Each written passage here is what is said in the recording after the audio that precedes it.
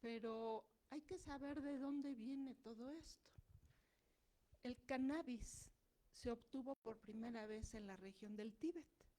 Y entonces, en ese Tíbet, empezó a dispersarse a lo largo del mundo. Pero también desde el punto de vista, ahora sí que del ser humano, este cannabis ha ayudado a que el humano sea sedentario. Se dice por ahí que gracias al cannabis el humano se hizo sedentario. Donde crecía el cannabis, ahí se quedaba el ser humano. Y en esta tableta de chino antiguo, ¿sí?, ustedes podrán leer en la primera línea el cómo se preparaba el cannabis de buena calidad. En la segunda línea menciona las características de cómo debía prepararse para poder ver a los dioses, a las diosas. Y en las últimas líneas menciona las características para tener un buen cannabis. Y este chino es antiguo. Eso quiere decir que el cannabis nos ha acompañado a lo largo de la historia y algo debe de tener de bueno para que después de varios siglos se tenga en mente su uso terapéutico. Es importante mencionar que desde donde nace en el Tíbet, luego se dispersó a lo largo del mundo y en América Latina, el primer país que lo acepta con fines médicos fue Uruguay, ese pequeño país, pero muy avanzado en su ciencia. Tiene muy buenos farmacólogos, muy buenos grupos de investigación en farmacocinética. De ahí se ha dispersado a varios países en la región de Latinoamérica y México fue el último en aceptarlo como un tratamiento médico y lúdico. Pero sí es importante mencionar que a pesar de que ya fue aceptado, las regulaciones lo han hecho muy difícil para que sea aplicado desde el punto de vista médico. Nos hace falta mucho al respecto. Pero bueno, ¿qué es el cannabidiol? El cannabidiol es una parte de este cannabis. El cannabis tiene varios compuestos, de los cuales el más abundante es el cannabidiol. No tiene efectos psicoactivos, lo cual lo hace atractivo para su administración terapéutica. Es extraído del género cannabis, hay muchas plantas de género cannabis, y por otra parte se caracteriza por su estructura terpenofenólica, lo que hace que fácilmente acceda a estructuras lipídicas como es el cerebro. ¿Cuáles son sus efectos? Es vasorrelajante, es antiinflamatorio, analgésico, ansiolítico y anticonvulsivante. Todo esto lo ha hecho atractivo para ser aplicado en la epilepsia. Y ustedes dirán, bueno, ¿y qué tiene que ver el dolor con la epilepsia? Pues el dolor y la epilepsia comparten mecanismos muy similares. ¿Qué tiene que ver? Se está pasando. ¿Qué tiene que ver la vasorrelajación? Porque durante las crisis es importante la vasorrelajación para que se perfunda bien el cerebro. Antiinflamatorio, vamos a ver que la epilepsia se asocia mucho a efectos proinflamatorios. Entonces, esto lo hace una molécula interesante para ser administrada en el control de la epilepsia. ¿Pero qué es la epilepsia? La epilepsia es un trastorno crónico. Una crisis convulsiva no es epilepsia. La epilepsia son crisis recurrentes, espontáneas e impredecibles, lo cual va a afectar de manera importante al sujeto que la sufre de diferentes formas, desde el punto de vista físico, porque la persona no se va a poder mover fácilmente por el miedo de que le vaya a dar una crisis si es que no está controlada la epilepsia. Va a haber estigmatización muy importante. ¿Por qué? Porque lo van a ocultar, van a decir, la enfermedad demoníaca, mejor ni vayamos al médico, ¿no? Se vaya a contagiar. Todavía existen esas ideas mágicas que hace que la epilepsia sea vista como una enfermedad maligna. Por otra parte, La epilepsia se asocia a varios trastornos cerebrales, por ejemplo, Alzheimer. Sujetos con Alzheimer también tienen una alta predisposición a presentar crisis epilépticas. Entonces es un fenómeno sumamente complejo. Y este fenómeno se ha explicado por un desequilibrio entre mucho glutamato y poco GABA. Es muy simplista esta explicación. Es mucho más compleja la epilepsia. La epilepsia abarca diferentes fenómenos. Hay efectos prooxidantes, hay efectos proinflamatorios y hay efectos de aumento de excitotoxicidad. ¿Cuál atacamos? ¿Cuál atacamos? ¿Sí? Entonces es tan complejo que tenemos que buscar moléculas que puedan ser útiles para evitar todos estos fenómenos. Entonces necesitamos moléculas multi-target que actúen a varios niveles. E insisto un poco sobre la estigmatización, ¿sí? La estigmatización es sumamente importante. El sujeto con epilepsia con mucha frecuencia tiene depresión, tiene ansiedad, y esto lo puede llevar a recluirse, a evitar estar en contacto con otras personas. Por otra parte, esa estigmatización no es nueva. En nuestras culturas latinoamericanas existe la estigmatización y aquí está la evidencia. Cuando llegó Pizarro a Perú, se encontró a una persona que hacía grabados muy interesantes y esta persona se llamaba Capac Yupanqui. Y él hizo este grabado en donde el rey de Inca, sí, tenía una esposa muy bella. Y sin embargo, debido a que la esposa tenía convulsiones, la hizo a un lado, ¿sí? Ya había estigmatización, ya se pensaba que la epilepsia era algo malo. Y la gente con epilepsia se siente sola, ¿sí? Entonces, tenemos que pensar en estos tipos de alteraciones sociales, físicas, médicas, hospitalarias, que involucran a la epilepsia. Esta es una pintura de un niño que tenía epilepsia. Y le dijeron, pinta lo que quieras. Y lo que pintó fue esto, un niño solitario. Pero ya yéndonos hacia el punto fisiopatológico, ¿qué causa la epilepsia? La epilepsia la causa cualquier evento que daña al cerebro. Un trauma cráneoencefálico, hipertermia en los niños con cerebro inmaduro. Su cerebro está inmaduro, al tener fiebre van a tener convulsiones y eso puede a lo largo del tiempo causar epilepsia. Un tumor, ¿sí? También un evento vascular, una infección, esas son las epilepsias adquiridas. Pero también hay epilepsias genéticas, aquella que sufrió el papá, el tío, y luego se ve en los hijos, en los nietos, entonces se va transmitiendo por cuestiones genéticas. Y bueno, también hay causas desconocidas. Entonces, en realidad la epilepsia se causa por cualquier alteración a nivel cerebral. Al momento, desde finales del siglo XIX al momento, existen muchos fármacos que se han dividido en los de la primera generación, segunda generación, actualmente estamos en la tercera generación. Todos ellos para controlar a la epilepsia. La epilepsia eventualmente no se cura. Hay que tener cuidado, ¿no? Cuando dicen, esta medicina te cura la epilepsia. Hay que tener cuidado. Muchas epilepsias no se curan. Y la carga económica es muy fuerte. Anualmente, cada paciente requiere de casi $2,500 para su control. Y quiero preguntar aquí en México, ¿quién puede tener esa cantidad de dinero si el paciente no trabaja? ¿Cómo le hacemos? Si no hay servicios sociales adecuados, etcétera. Entonces, es una carga económica muy importante. Y se presenta en más o menos el 2% de la población en México.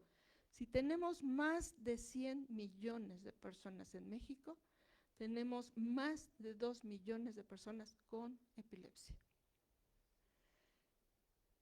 quiero decirles, la causa más frecuente en México de la epilepsia es la neurocisticercosis. Entonces, jóvenes, cuidado esos viernes que dicen, ay, vamos a comernos unos taquitos con un cilantro. El cilantro no está lavado bien, lleva el huevo de la tenia, ese huevo viaja y se aloja en su cerebro, ese huevo crece, ¿sí? Hace un cisticerco, inflama su cerebro y les puede dar epilepsia. Y este es el cerebro de un sujeto con varios neurocisticercos. Entonces, es la causa más frecuente en México. Y también la epilepsia adquirida, después de un golpe, después de un estado epiléptico, una crisis muy prolongada que puede llevar al sujeto al hospital, un trauma, en fin, cualquiera de esos eventos puede generar la epileptogénesis, la generación de epilepsia. Un cerebro normal, después de uno de estos eventos, poco a poco va generando epilepsia y después de meses o años resulta con crisis espontáneas. Ya se establecieron circuitos, ya es irreversible. Yo les quiero hablar de un evento que favorece a la epilepsia, principalmente epilepsia postraumática. Después de un trauma cráneoencefálico se puede generar epilepsia. ¿Qué es el trauma cráneoencefálico? Un evento que daña el cerebro por una explosión a causa de guerras, por una sacudida muy fuerte, como cuando vamos manejando y chocamos y nuestra cabeza se va para adelante y para atrás. Esa es una sacudida que puede generar un evento epiléptico, o por la lesión, la introducción de un objeto penetrante en nuestro cráneo. Todo eso puede generar epilepsia postraumática. Me voy a pasar para acá. ¿Sí? Más o menos cada año existen 27 millones de personas a nivel mundial. Es muy importante y, ojo, más frecuente en hombres jóvenes. Entonces, cuidado, ¿eh? ¿Por qué? Porque, bueno, andan en moto, les gusta manejar, etcétera. Se ve que es por eso más frecuente. Por otra parte, la carga económica simplemente para tratar el trauma craneoencefálico cuando llegan al hospital es de 2.300 millones de dólares. Yo les quisiera preguntar, ¿cuánto no podríamos hacer con esa cantidad de dinero si no hubiera trauma? Posteriormente, también es importante mencionar que eventos como las guerras favorecen los traumas, pero ¿qué tal los deportes de contacto? Donde hay kung fu o boxeo y el sujeto está recibiendo traumas no severos, moderados, pero repetidos. Y eso también causa una carga económica importante. Y lo peor del caso es que ese trauma puede recuperarse el sujeto aparentemente, pero a lo largo del tiempo va a repercutir en una epilepsia postraumática o en otro tipo de lesiones que lleva a una carga económica aún mayor, 51 millones de dólares. Insisto, ¿cuánto no podríamos hacer con ese dinero? ¿Qué pasa cuando un sujeto tiene un trauma craneoencefálico? Pues llega al hospital, se le va a evaluar a través de la escala de Glasgow, se le hacen varias pruebas y con eso se identifica si es severo, moderado o leve el trauma, y con base en eso se le da una cierta terapia, se trata de evitar la inflamación del cerebro, se le da suero, hiperventilación, etcétera. Todo eso hace que el paciente pueda sobrevivir. Más o menos un 30% de los pacientes que salen aparentemente bien, a lo largo del tiempo desarrollan trastornos neurodegenerativos, entre ellos epilepsia postraumática. Las consecuencias a largo plazo de un trauma son trastornos cognitivos, enfermedad de Alzheimer, Parkinson. ¿Quién no conoce a Cassius Clay, que tuvo Parkinson por el boxeo?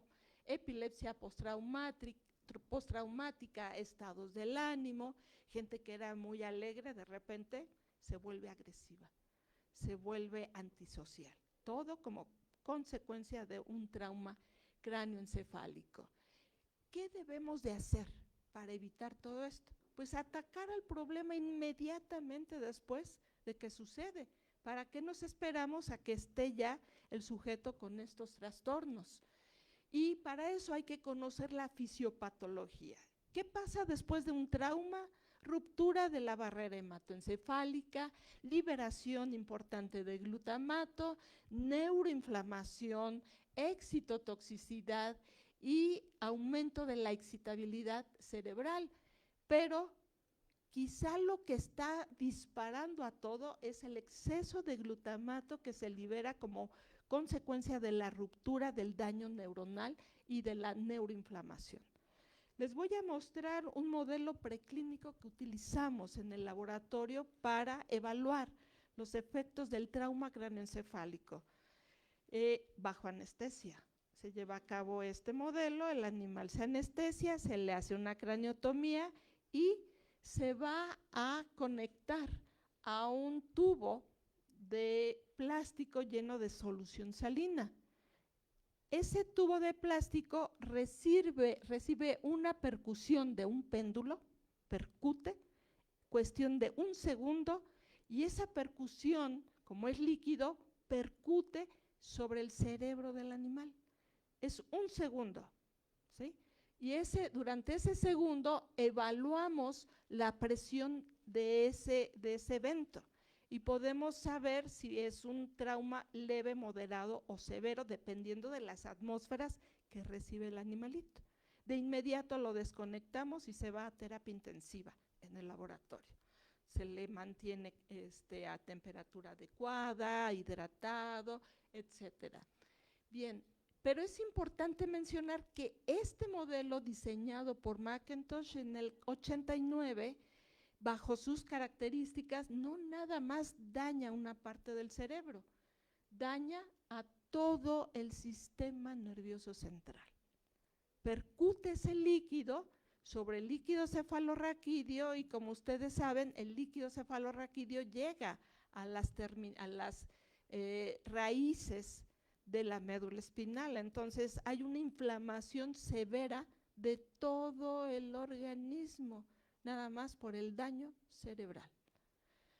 Bien, ahora bien, ya a nuestros animalitos pues los tenemos que evaluar desde el punto de vista clínico como un pacientito y tenemos que saber si la terapia es o no efectiva. Entonces los sometemos a una serie de pruebas para evaluar su actividad sensoriomotora, reflejos motores de las patas posteriores, anteriores, conductas de rotación, etcétera. Con base en la evaluación se obtiene un puntaje y con base en eso podemos decir está muy dañado o está recuperado. Cuando obtienen una puntuación de 26 a 28 es normal. Si tienen menos de 15, tienen un daño cerebral importante. También el peso. Y dice uno, bueno, ¿y el peso por qué? ¿Dejan de comer? No, acuérdense que se les fuerza a comer para que no se deterioren. Pero al haber una inflamación cerebral, el hipotálamo también sufre las consecuencias. Y acuérdense que el hipotálamo tiene que ver con el metabolismo de todo el organismo. Entonces, si un animal pierde mucho peso, pues también está afectado de manera importante. Y quiero remitirme a este estudio de Govira del 2015, que es el que nos dio pie a nuestros estudios en el trauma. Govira hizo un experimento muy sencillo. Tomó cerebros de animales control y lo que hizo fue obtener los sinaptosomas, que son terminales sinápticas. Entonces, de estos cerebros, los sinaptosomas que tienen toda la maquinaria para excitar y liberar neurotransmisores, los expuso a cannabidiol, que encontró que en el vehículo estos sinaptosomas liberaban glutamato ante la exposición de alto potasio, pero cuando se exponían a cannabidiol, esa liberación de glutamato era mucho menor.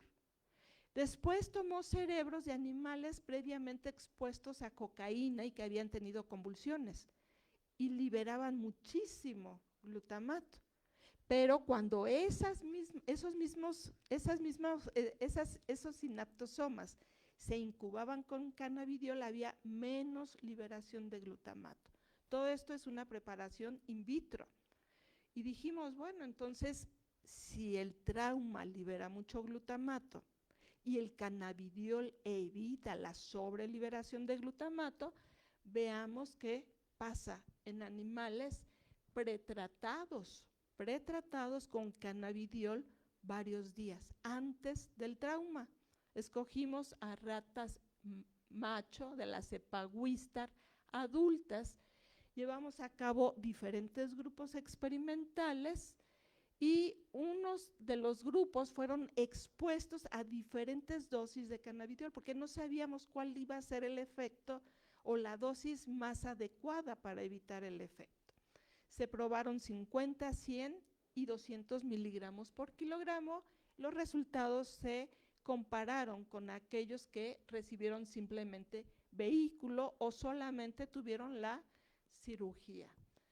Entonces, durante varios días antes del evento, bueno, primero se les implantó una cánula para la microdiálisis, después se manipularon, es bien importante en la epilepsia, tenemos que manipular primero a los animales, en el trauma también, porque si de inicio los exponemos a una crisis, los animales pueden morirse o no responder.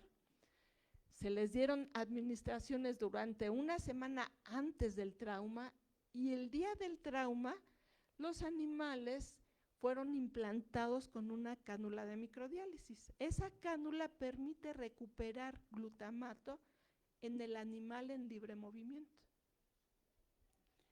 Se implanta la cánula y entonces durante 3 horas recuperamos el glutamato extracelular en condiciones basales. Después se someten al trauma y durante 5 horas seguimos viendo cómo se liberaba el glutamato.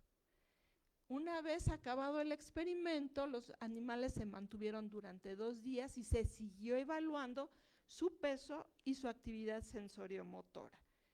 ¿Qué encontramos? Esta es la liberación basal de los animales que solamente tuvieron craniotomía.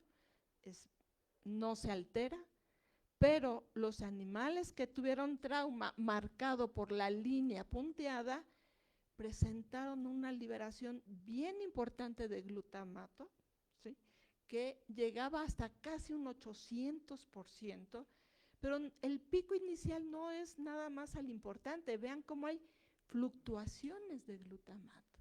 Entonces hay una excitotoxicidad sumamente importante. Y dijimos, bueno, ¿ahora qué pasa con los animales pretratados con 50 miligramos de cannabidiol? Y hubo una reducción importante de la liberación de glutamato. No se evitó, no se previno, pero sí hubo una reducción y dijimos que bueno, vamos por buen camino. ¿Qué pasa con 100 miligramos? Con 100 miligramos casi llega a niveles basales. Estábamos felices. Y luego dijimos, vamos a probar 200 miligramos.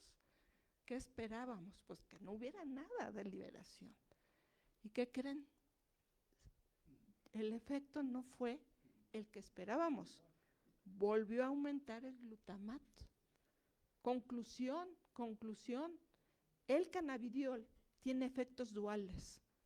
A ciertas concentraciones disminuye y a otras aumenta. Ya se me... Ya.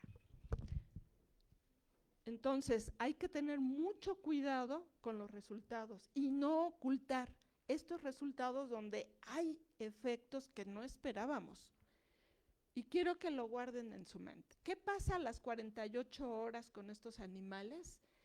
Vemos que baja su peso, baja la actividad sensoriomotora, hay una alta mortalidad. Con los animales tratados con las diferentes dosis de cannabidiol, vimos que la actividad sensoriomotora se mantenía alterada, el peso también, pero la mortalidad disminuyó de manera importante. Entonces, había un efecto benéfico de este tratamiento. Obviamente, 48 horas no nos dice gran cosa, había que hacerlo a largo plazo. Entonces se repitió el experimento, pero en lugar de evaluar el glutamato de inmediato después del trauma, nos esperamos 30 días. 30 días después del trauma y bueno, después de haber recibido la terapia. Encontramos que a diferencia del trauma cráneoencefálico, donde hay mucha liberación, los animales sometidos a trauma y pretratamiento con cannabidiol casi no presentaban cambios en su glutamato extracelular, estaban igual que los controles. Y dijimos, bueno, a lo mejor es mejor pretratar y postratar. Y no encontramos grandes diferencias, sino al contrario, como que después con el posttratamiento había un ligero incremento. Entonces, lo importante de este hallazgo es que el cannabidiol como pretratamiento puede evitar la excitotoxicidad causada por un trauma. Y uno dice, bueno, pues entonces me lo tomo porque a lo mejor voy a tener un accidente de vehículo. Pues no, ¿verdad? Pero podríamos enfocarlo a los atletas que se exponen a daños constantes en su cabeza. Fútbol americano, box, etcétera. Y en eso andan. Bien, al igual, bueno, a los 30 días, el peso corporal de los animales fue muy semejante a el grupo control, la actividad sensoriomotora también, y la mortalidad disminuyó de manera muy importante a largo plazo. Bien, mecanismos. Pues el CBD es multitarget, ¿sí?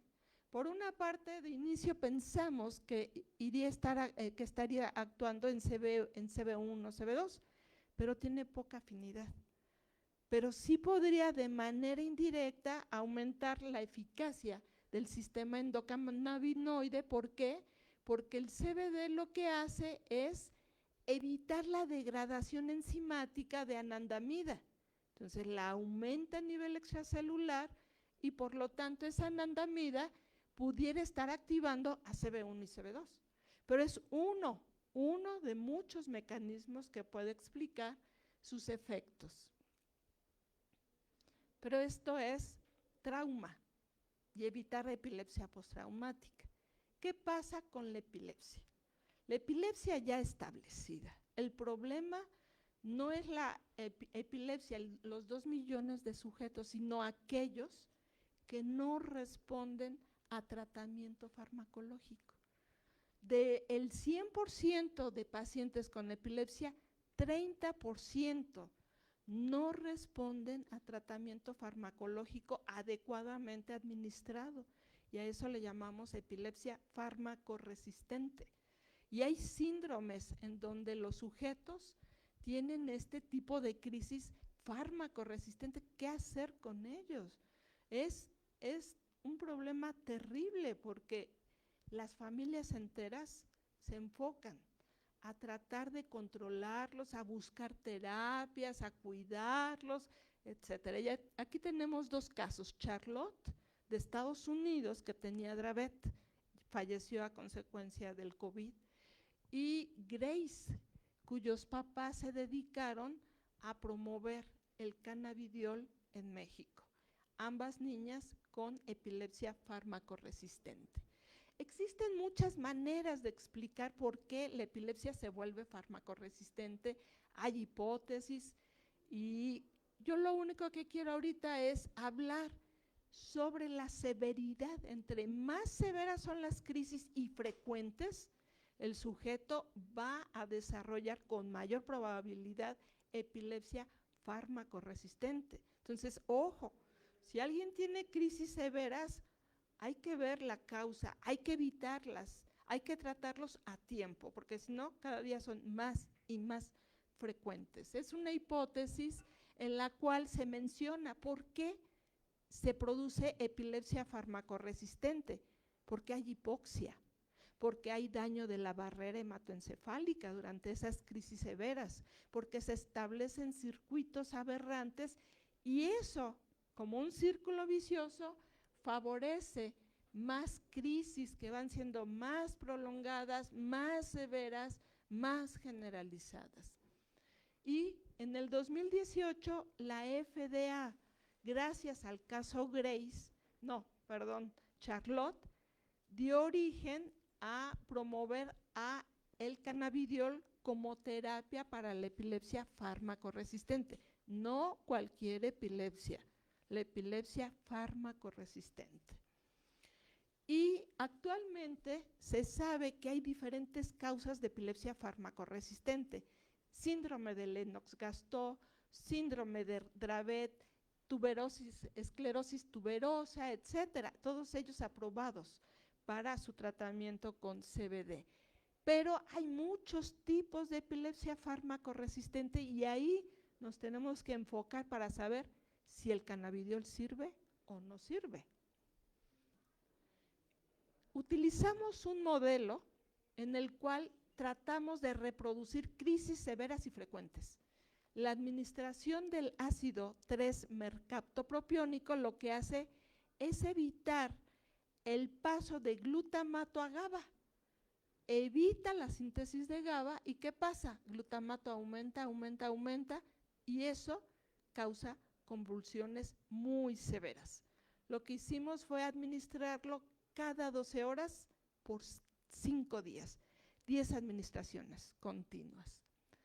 Y con eso se indujeron crisis severas y repetidas. Tratamos de mantener la severidad de las crisis, obviamente hay una alta mortalidad con este modelo, pero las que logran llegar al final son ratas farmacoresistentes y eventualmente desarrollan estado epiléptico, o sea, crisis muy prolongadas. Con base en este ensayo, entonces, nosotros utilizamos el modelo para saber si el cannabidiol era o no efectivo en evitar las crisis severas. Y lo que encontramos fue lo siguiente: tomamos a nuestros animales y los habituamos. Insisto, es bien importante la habituación, que se habitúen a nuestra manipulación, a nosotros, a la inyección, durante días antes. Y ya después se les indujeron las crisis repetidas severas durante 5 días. Después de 5 días, los animales son farmacoresistentes.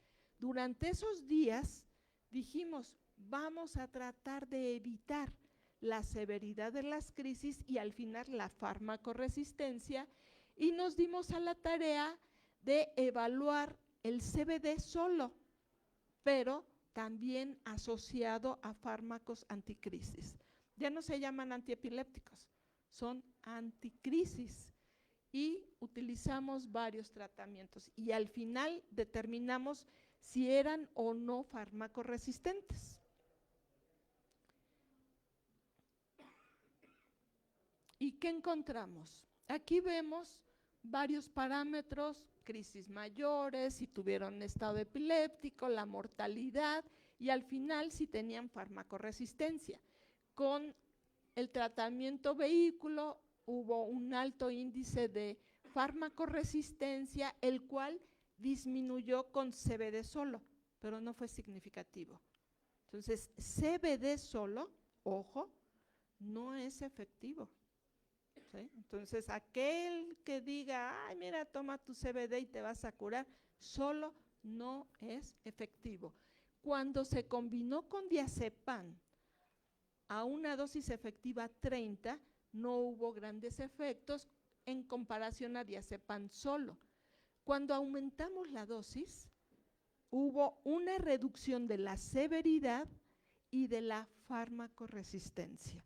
Entonces, esa combinación de cannabidiol con un GABAérgico como el diazepam fue efectiva únicamente a dosis efectiva 30. ¿Qué pasó con fenobarbital? otro agonista GABAérgico, encontramos que el fenobarbital desde la dosis efectiva 30, o sea, dosis baja, fue efectivo cuando se combinó con cannabidiol y fue más efectivo a una dosis efectiva 50. Hasta ahorita vamos muy bien, qué bueno, GABAérgicos y cannabidiol son efectivos, pero probamos otros fármacos. Entre esos fármacos probamos a la oxcarbazepina, que bloquea canales de sodio y es un fármaco que se da con mucha frecuencia para el control de la epilepsia. ¿Y qué creen? Aquí no hubo ningún aumento del efecto inhibidor y al contrario, ¿sí? Nos quedamos sorprendidos de que aumentara el número de animales con farmacoresistencia. Entonces, por una parte, cannabidiol es bueno con GABAérgicos, pero no con bloqueadores de canales de sodio. Y entonces mi alumna de doctorado dijo, no incluyamos estos resultados en el artículo, son negativos. Y dije, no, hay que investigar por qué es negativo. O sea, los clínicos tienen que saber que hay combinaciones que no deben de dar y nosotros darles evidencias. Y como no sabemos análisis in sílico, colaboramos con la Universidad de La Plata, son súper expertos en modelaje in sílico y ellos investigaron de inicio qué pasaba si había homología en donde actúa el cannabidiol. El cannabidiol actúa en el NaV1.7. Eso fue reportado por Wang y colaboradores, pero el NaV1.7 no está en el cerebro, está en la periferia. Entonces, para estos estudios se requiere la secuencia del receptor a evaluar. Y entonces dijeron, bueno, vamos a ver qué tanto ese receptor se parece al 1.2, que sí está en cerebro. Hicieron toda una serie de análisis y vieron que había una alta homología entre el 1.2 y 1.7. Y entonces ahí sí ya analizaron qué hace el cannabidiol en el 1.7, solo y asociado a fármacos anticrisis. ¿Y qué encontraron? El canal de sodio tiene dos sitios, uno que se llama BIG y es donde actúan los fármacos bloqueadores de canales de sodio. Y tiene un sitio I, que es donde actúa el cannabidiol. Y lo que encontraron nuestros colaboradores es que lo que hace el cannabidiol cuando actúa todo en conjunto con los fármacos anticrisis modifica a BIG, de tal manera que los bloqueadores de sodio ya no pueden actuar sobre el canal de sodio. Los bloquea. Entonces ya no hay efecto. De tal manera que en ese caso no es bueno dar bloqueadores de canales de sodio con cannabidiol en ciertos tipos de epilepsia, ¿sí?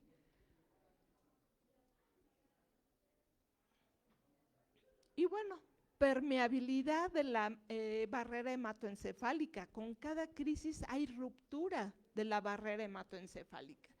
Y eso es importante porque al haber entrada de sustancias de la sangre al parénquima, aumenta la excitabilidad, inflama y produce más crisis. Entonces, es muy importante mantener a la barrera sin daño. Y lo que nosotros hicimos en este estudio es ver si realmente la barrera estaba protegida o no. Hicimos varios marcadores, entre ellos la albúmina, que no debe de pasar de la sangre al parénquima cerebral, marcado en verde, la GFAP, así como el IB4. Entonces, lo que encontramos en comparación al control, hay pocos astrocitos, no hay ruptura de la barrera, no vemos verde, pero cuando hay crisis repetidas, la albúmina entra al parénquima parénquima cerebral y daña. ¿Qué pasa cuando hay cannabidiol? Medio disminuye. ¿Qué pasa cuando damos el diazepam solo? También disminuye, pero sigue entrando la albúmina. Cuando combinamos CBD y diazepam, casi se parece al control. Y con oxcarbazepina vimos un aumento de la albúmina en el parénquima, efecto que aumentó más cuando se combinó con cannabidiol. Entonces aquí tenemos otra evidencia de no dar cannabidiol con oxcarbazepina en este tipo de crisis. Y bueno, concluimos que sí, la farmacoresistencia se asocia a una alta frecuencia de crisis, a eventos ictales de alta frecuencia y de severidad, y el cannabidiol los disminuye, pero ese efecto aumenta cuando lo combinamos con fenobarbital.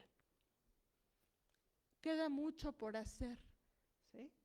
Y en este caso, pues la epilepsia se asocia a niveles elevados de glutamato. ¿Qué pasa si nosotros regresamos a ese estudio de Govira, donde el cannabidiol evita la sobreliberación, y nuestro estudio con traumas sí evita la sobreliberación de glutamato? Pero sabemos que los estudios preclínicos tienen limitantes y quien realmente si hay o no efecto es el paciente. Y ahí nos remitimos a una frase célebre de Arturo Rosenbluth que decía: el mejor modelo del gato es el gato, y mejor si es el mismo gato. O sea, cada paciente con epilepsia es único, es único. Y nosotros tenemos que llevar nuestros datos a nivel clínico y ver si realmente son o no eficaces. Y pues dijimos, pues ni modo, a colaborar con clínicos, ¿sí? Existe un tipo de terapia que es la resección del foco epiléptico. Pocos pacientes son sometidos a cirugía de epilepsia y es una cirugía muy especial. Tiene que ser un foco único, que al removerlo no dañe la funcionalidad del sujeto, que pueda vivir, que tenga una mejor calidad de vida. A eso se le llama cirugía de epilepsia. Entonces colaboramos con neurocirujanos, nos vestimos de cirujanos, tomamos durante la cirugía el tejido cerebral y de inmediato se introduce en un buffer, se mantiene bajo ciertas condiciones oxigenado. Tiene que estarse burbujeando con oxígeno porque si no se muere. Y de ahí rápido, vámonos al laboratorio. En el laboratorio lo dividimos en 2 secciones. Tenemos que saber si está o no vivo ese tejido. Si está vivo, va a responder a pulsos eléctricos y en colaboración con el doctor Galván se hacen estudios de patch clamp y observamos si ese tejido está o no vivo, neurona por neurona, responde o no responde, sola o en exposición al cannabidiol. Y lo que encontró el doctor Galván es que efectivamente cuando se expone a cannabidiol disminuye la excitabilidad.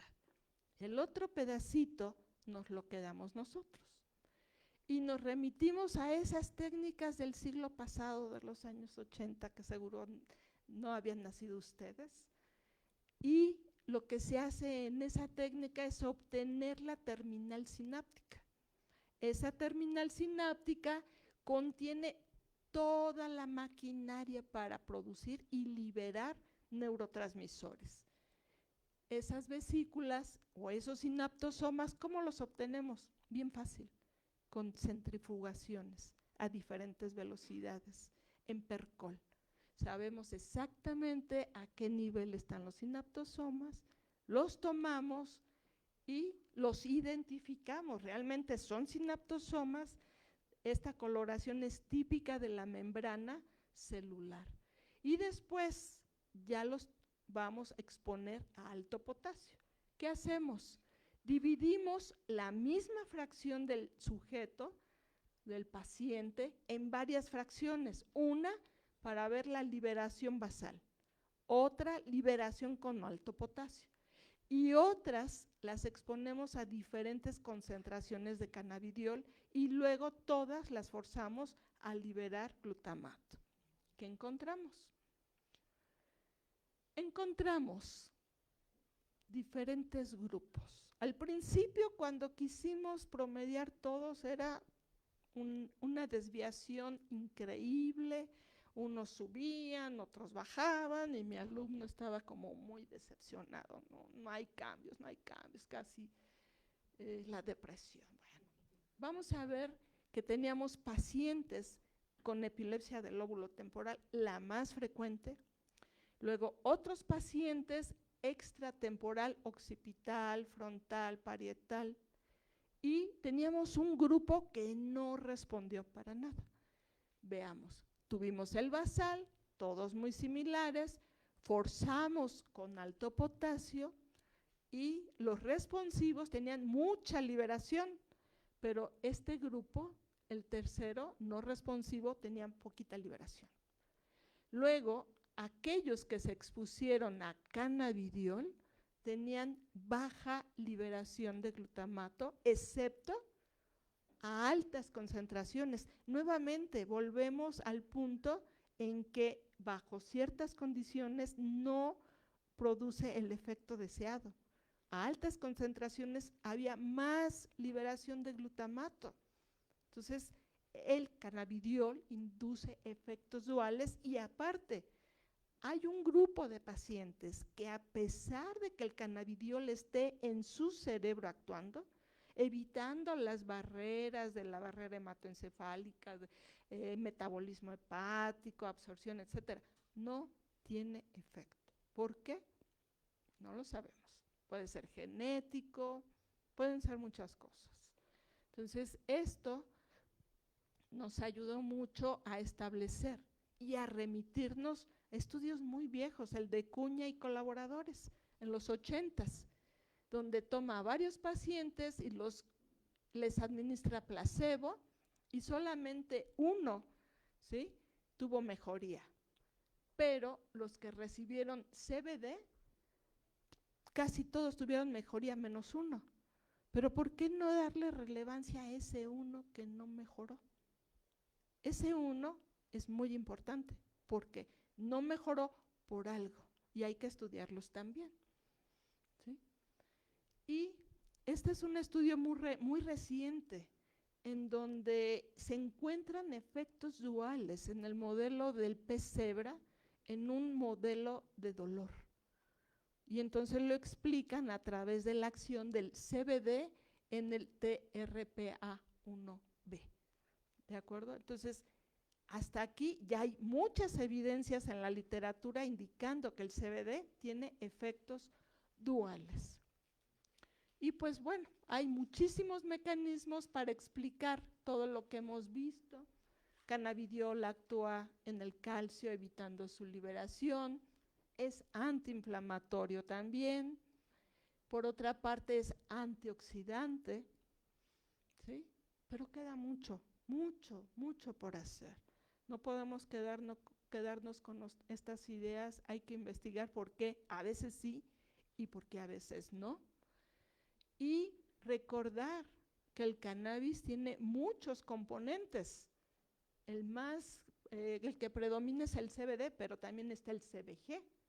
Y entonces aquí encontramos recientemente esta publicación, ¿verdad?, en donde es una revisión muy interesante que analizan diferentes mecanismos a través de los cuales el CBG podría tener efectos, pero siempre en cada párrafo dicen hay que estudiarlos, ¿verdad? Queda mucho por hacer.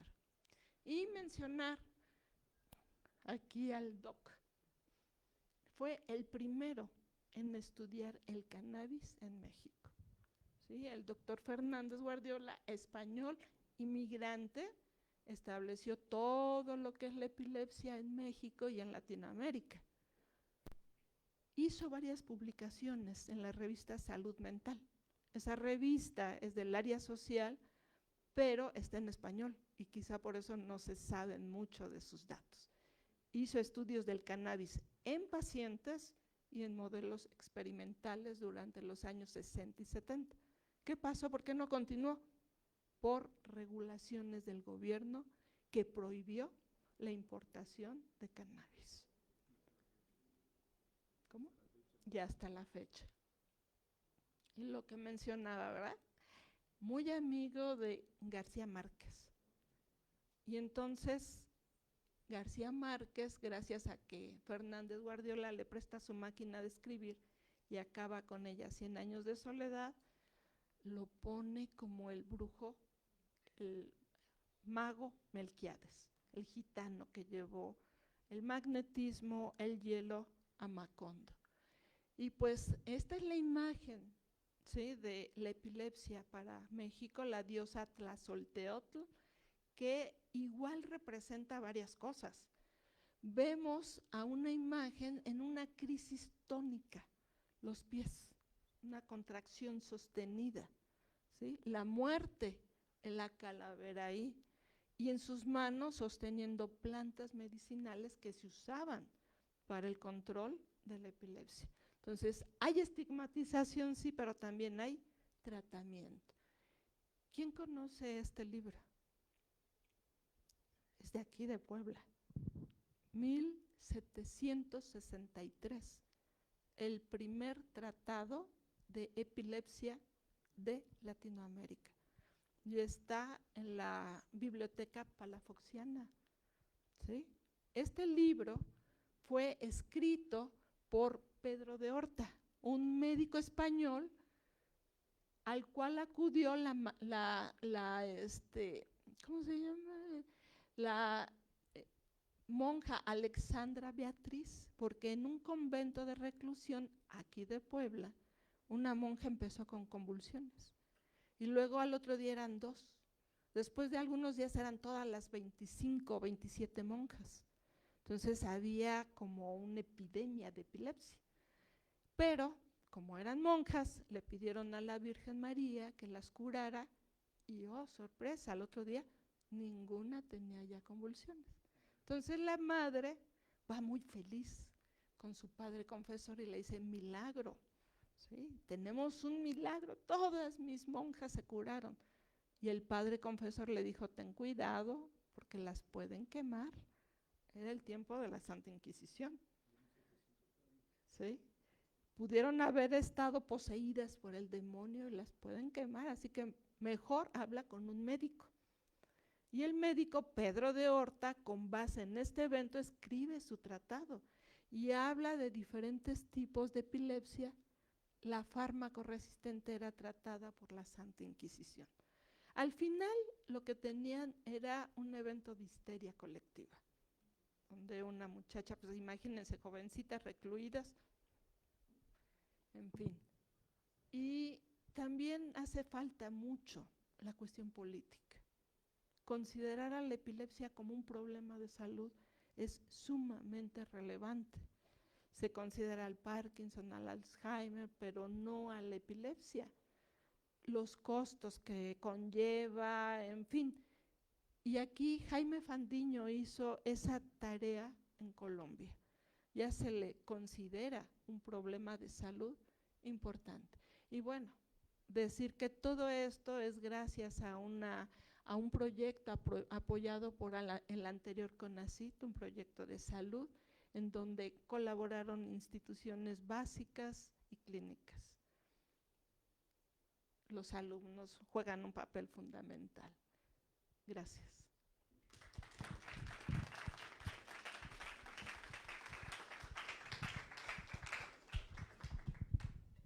Agradecemos a la doctora Luisa Rocha por su presentación y tenemos tiempo para algunas preguntas. Si gustan realizar preguntas, este es el momento. Pueden levantar su mano.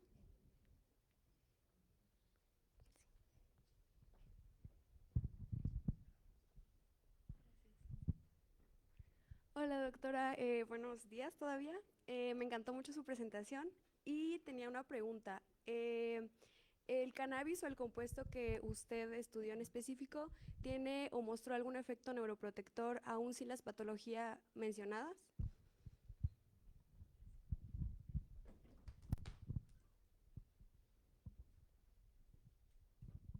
Al momento hemos evaluado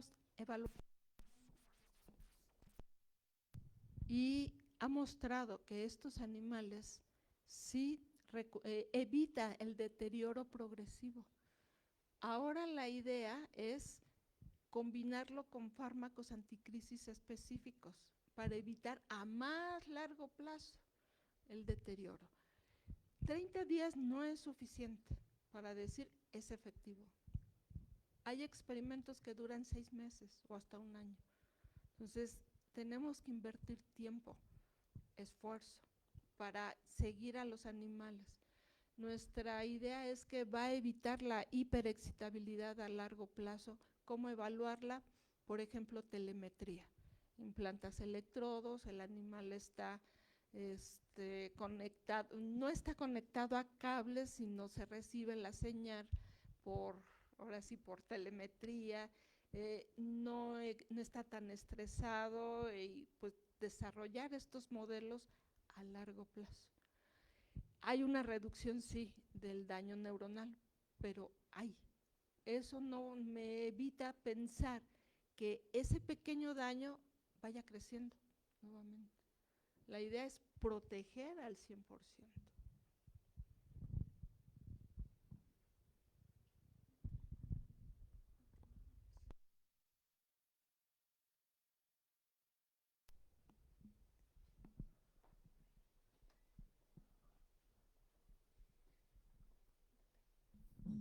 Doctora, buen día. Muy interesante su presentación y a mí me queda una pregunta de, bueno, no solamente esta enfermedad, sino muchas enfermedades, sobre los tratamientos completamente dirigidos. Y en este caso me centraría en la posibilidad de un tratamiento con nanotecnología para poder generar un efecto menos, pues un efecto más efectivo. Gracias. Creo que sí, la respuesta está en la medicina personalizada, ¿verdad? Donde se analice a cada sujeto y se identifique la mejor terapia para cada uno, porque tenemos que pensar que no somos iguales. Sí es cierto, podemos estar sanos, pero nuestra genética difiere, aún dentro de la región de México, ¿sí?, entre diferentes poblaciones.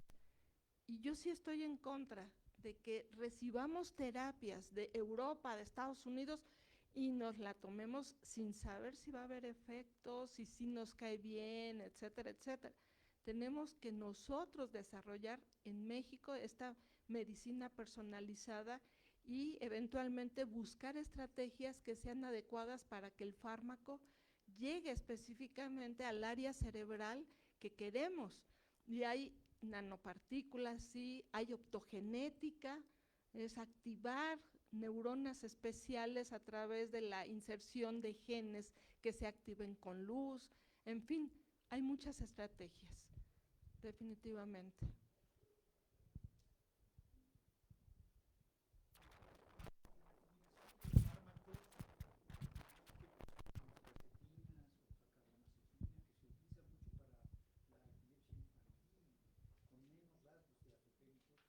Otros fármacos como derivados del ácido valproico, tiazidina, lumatrigina, otros que hayan hecho esas combinaciones. Me parece a mí muy interesante es buscar combinaciones, platicábamos ayer en la mesa ayer del café, es buscar combinaciones de los que están actualmente, ¿sí?, para poder dar beneficios utilizando el modelo de PTZ, que es para un tipo de crisis, o el de biocartina, ¿no? Entonces, a mí me parece muy interesante, me comenta esa idea que es ampliar más la búsqueda con otros fármacos y naturalmente, pues, vamos a decir así, la estrellita hasta ahorita, el cannabidiol, que pudiese ser bajar las dosis en algunos, ¿no? Definitivamente, esa es la idea. A ver, el cannabidiol junto con otros fármacos produce sedación. Entonces, ¿por qué dar a altas dosis ambos fármacos si los podemos reducir y aumentar la eficacia? Probamos, ya no lo mostré, también la motrigina y ácido valproico, 0 efectos. y todos ellos son bloqueadores de canales de sodio. ¿Sí? Entonces, ahora, vimos que entre diazepam y fenobarbital fue más efectivo, porque con dosis efectiva 30 aumentaba el efecto. Diazepam no, pero recordemos, diazepam es un modulador del complejo GABA. Si hay GABA, tiene efecto. Si no hay GABA, diazepam no tiene efecto. Y el cannabidiol igual, es un modulador alostérico de varios receptores, GABA, serotonina. Entonces requiere al agonista para inducir un efecto. Entonces sí hay que tener cuidado en cuestión de farmacología, porque es un modulador. Por sí solo no induce efectos, al menos en estos sitios de acción. Entonces hace falta, a ver, aquí la cuestión es, hace falta evaluar muchas combinaciones, pero en diferentes tipos de epilepsia. Esto es en adultos y severas y machos. ¿Qué pasa en hembras? ¿Qué pasa en ratas infantes? ¿Qué pasa en ratas viejas? ¿Qué pasa en ratas viejas hembras y ratas hembras macho? Y diferentes modelos de epilepsia, porque estas fueron crisis generalizadas, pero también hay crisis de ausencia, hay crisis de epilepsia del lóbulo temporal. Entonces se abre un panorama inmenso de probar en cada tipo de modelo qué es lo que pasa. E igual, la rata es un buen modelo, sí, pero ya llevado al paciente es otra cosa. Hicimos este estudio con la doctora Sandra Orozco y ella, en colaboración con clínicos del IMSS, se dieron a la tarea de identificar pacientes que hubiesen respondido al cannabidiol. Entonces tomaron su sangre y la compararon contra pacientes que no respondieron y analizaron diferentes enzimas hepáticas para ver si había algo ahí que explicara la responsividad o no respuesta al cannabidiol. No encontraron diferencia, no depende de las enzimas, quizá depende de algo genético a nivel cerebral. Entonces, hay mucho que hacer, mucho que hacer.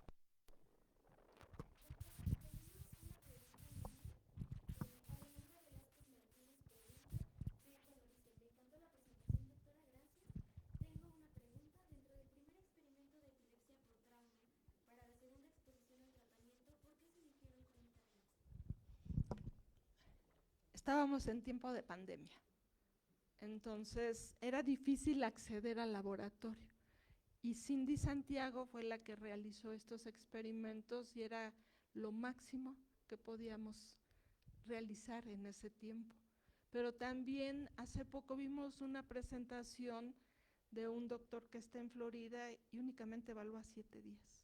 Y dijimos, no, pues nosotros aguantamos más.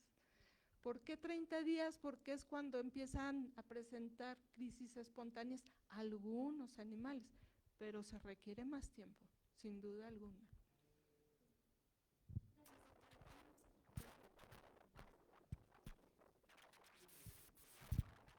La presentación, doctora. Y de acuerdo a lo que usted conoce en la clínica a nivel primario, sí, ¿cuál sería la posición de gabapentina?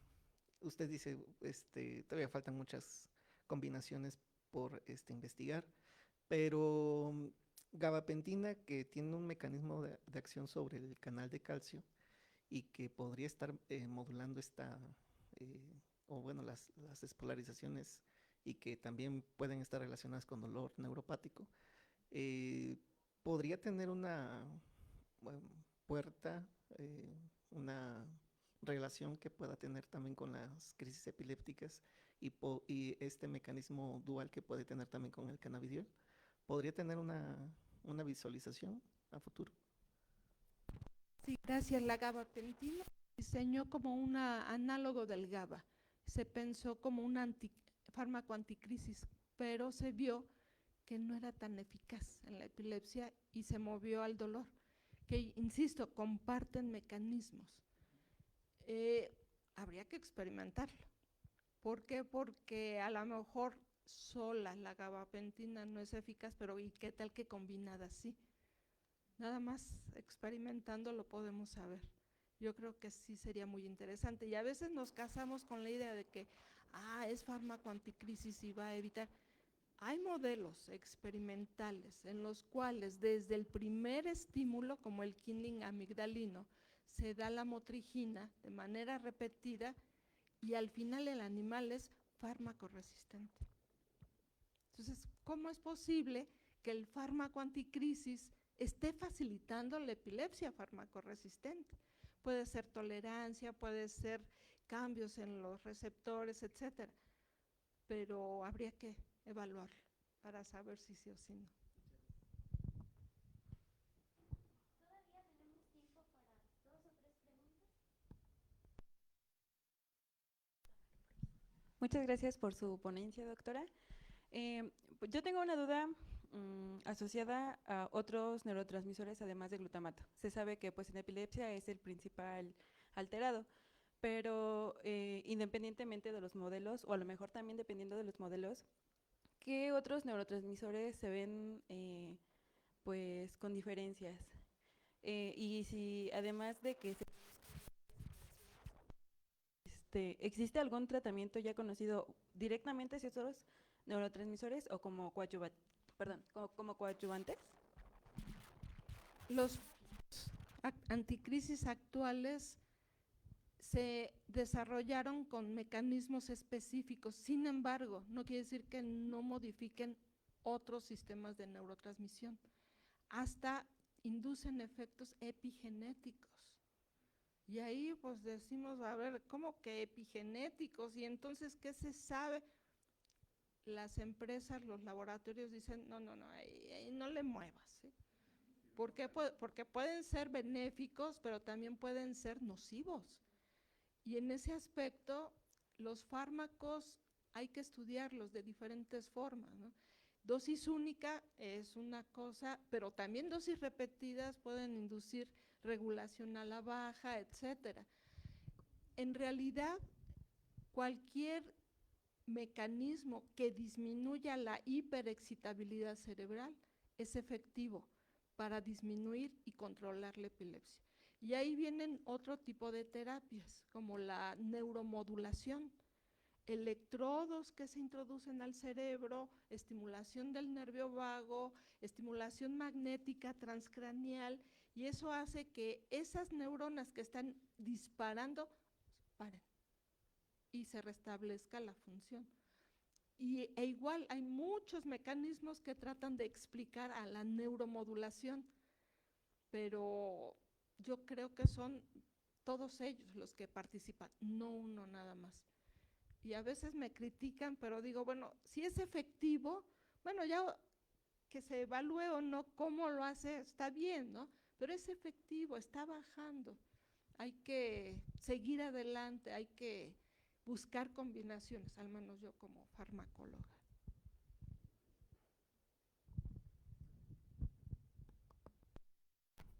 Bueno. Sí.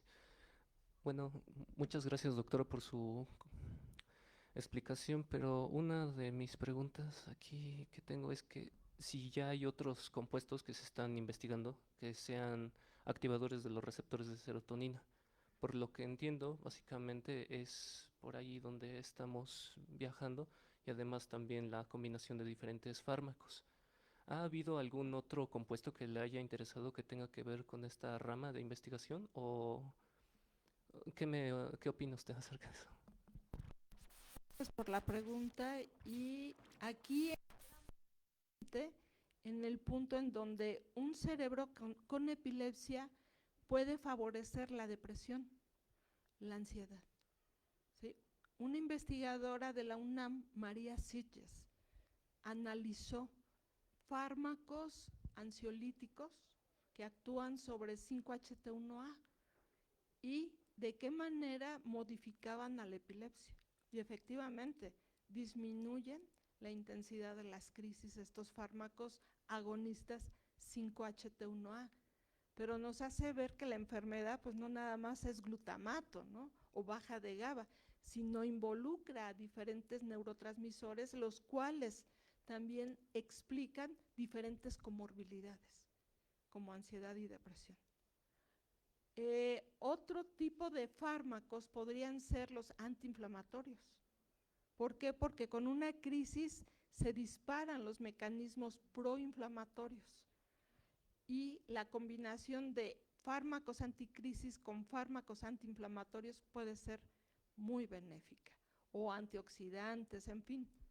Hay que probar diferentes tipos de fármacos. Ahora, serotonina sola no es conveniente porque a altas concentraciones activa receptores excitadores, como los 5-HT4. Entonces hay que tener mucho cuidado al respecto.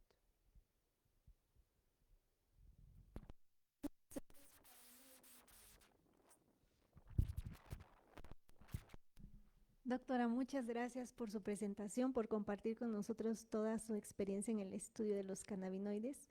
Y mi pregunta va enfocada precisamente en ellos. El más estudiado es el CBD, pero este famoso concepto actualmente sobre el efecto séquito, ¿qué piensa usted acerca de este concepto y qué otros cannabinoides se podrían abordar en el estudio de la epilepsia? Creo que el cannabis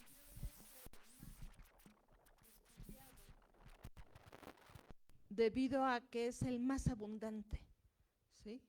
Pero no es el único. Actualmente también tenemos estudio con el cannabinol, que es antiinflamatorio, y con el cannabigerol, que también es antiinflamatorio. Entonces, creo que aquí la cuestión es evaluar todo lo que podamos. Eventualmente hay evidencias que cannabidiol con un poco de THC es efectivo para controlar las crisis, pero el problema del THC es que es psicoactivo. Y lo mejor es evitarlo por completo. ¿Sí? Pero creo que la cuestión es evaluar diferentes cannabinoides. Y ahí, pues ojalá que en un futuro el gobierno, las autoridades nos ayuden a conseguir los cannabinoides. No es posible que estemos en esta etapa en donde tengamos que pedir donaciones cuando queremos comprar, cuando podemos eventualmente comprarlos y no podamos hacerlo. No, yo me niego a pensar que estamos así, pero bueno.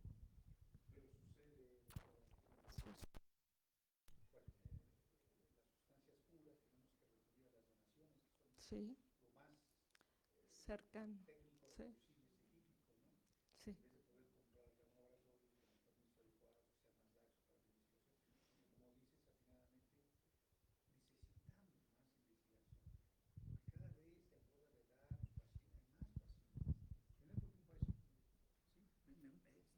Ya tomé la palabra, disculpa.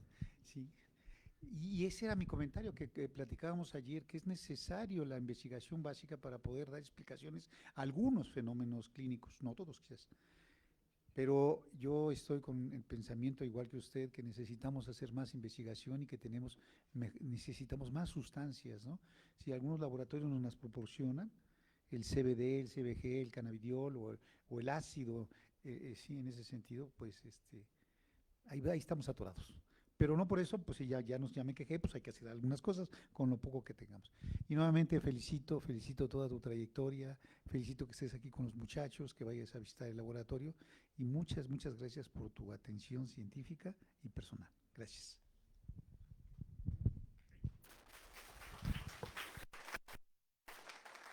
Muchas gracias. Y yo creo que la investigación que hacemos es muy buena, muy buena. Los recursos humanos son de excelencia. Los jóvenes tienen mucho talento. Tenemos el gran problema de la fuga de cerebros, jóvenes bien formados. Se van a hacer un postdoc y no regresan. ¿Saben por qué? Porque no los dejan regresar. Los atrapan porque saben desde limpiar un tornillo a escribir un paper. Si se van a Estados Unidos van a ver que el buffer lo hace un técnico, el implante lo hace otro, y el análisis morfológico otro. Nuestros alumnos saben hacer de todo, es una alta calidad.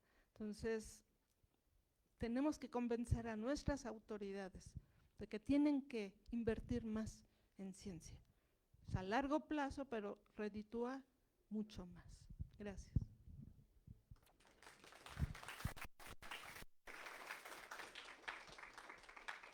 A continuación haremos entrega de la constancia a la doctora Luisa Rocha, que me permitiré leer.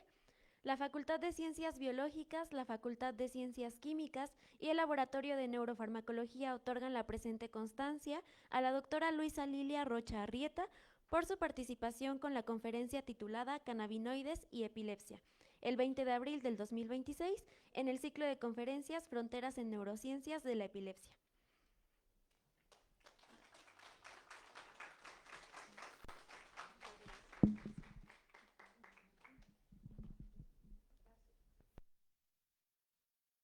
Asimismo, le hacemos entrega de un pequeño presente del Laboratorio de Neurofarmacología.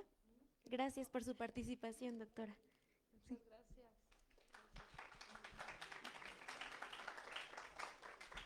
Y daríamos por concluidas las actividades de este ciclo de conferencias por este día y esperamos contar con su participación el día de mañana.